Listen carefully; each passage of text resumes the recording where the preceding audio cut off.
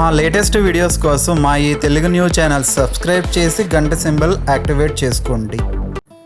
అక్షయ తృతీయ రోజున ఎలా పూజ చేస్తే మన ఇంట్లో సిరి సంపదలకు లోటు లేకుండా ఉంటుందో ఈరోజు మనం తెలుసుకుందాం. అసలు అక్షయ తృతీయ అంటే ఏమిటో కూడా మనం ఈరోజు తెలుసుకుందాం. అక్షయ అంటే తరగనిది, అంటే క్షయం లేనిదని అర్థం. అక్షయ పాత్ర ఉన్న వారి ఇంట్లో ఎంతమంది అతిథులు వచ్చినా కావలసినంత ఆహారాన్ని ఇస్తుందని పురాణాలు చెప్తున్నాయి. అష్టైశ్వర్యాలకు అధినేత్రి శ్రీ మహాలక్ష్మి. ఆమె అనుగ్రహం ఉంటే చాలు, జీవితంలో ఏ లోటు ఉండదు. అందుకే లక్ష్మీదేవి కటాక్షం కోసం అక్షయ తృతీయ రోజున పూజలను చేస్తారు. వైశాఖ మాసం శుక్లపక్ష తదియను అక్షయ తృతీయగా పురాణాలు పేర్కొంటున్నాయి. సంపదలకు అధిపతి కుబేరుడు శివుణ్ణి ప్రార్థించగా లక్ష్మీ అనుగ్రహాన్ని ఈనాడే ఇచ్చినట్లు శివపురాణం తెలుపుతుంది. అక్షయ తృతీయ నాడు శ్రీ మహావిష్ణువుకి శిరస్సు వంచి నమస్కరిస్తే చాలు, శ్రీ మహాలక్ష్మి ప్రీతి చెందుతుంది.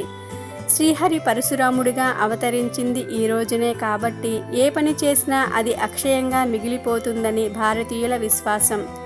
అక్షయ తృతీయ రోజు నిర్వహించే పూజలు, ధార్మిక కార్యక్రమాల ఫలితం ఎన్ని జన్మలెత్తినా అలాగే ఉంటుందని పురాణాలు చెప్తున్నాయి.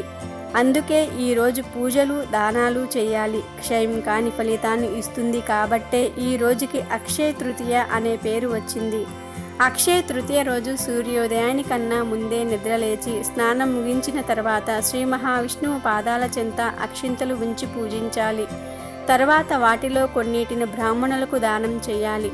మిగిలిన బియ్యాన్ని దైవ ప్రసాదంగా స్వీకరించాలి. ఏడాది పొడుగునా ప్రతి శుక్ల తృతీయ నాడు ఉపవాసంతో విష్ణువును అర్చిస్తే రాజసూయ యాగం చేసినంత ఫలితం లభిస్తుంది. అక్షయ తృతీయ రోజు ఎటువంటి పుణ్యకార్యం చేసినా దాని ఫలితం శాశ్వతంగా ఉంటుంది. ఈ రోజు శ్రీ మహాలక్ష్మి విష్ణువుకి సంబంధించిన రోజు కాబట్టి బంగారాన్ని కొనలేని వారు శ్రీ మహాలక్ష్మి ఫోటో ముందు ఉప్పు, బియ్యం, పసుపును ఒక అరటి ఆకుపై ఉంచి ప్రార్థించటం వలన అష్టైశ్వర్యాలు సిద్ధిస్తాయి. ఈ వీడియో నచ్చితే లైక్ చేయండి, షేర్ చేయండి, బట్ సబ్స్క్రైబ్ చేసుకోవడం మర్చిపోవద్దు.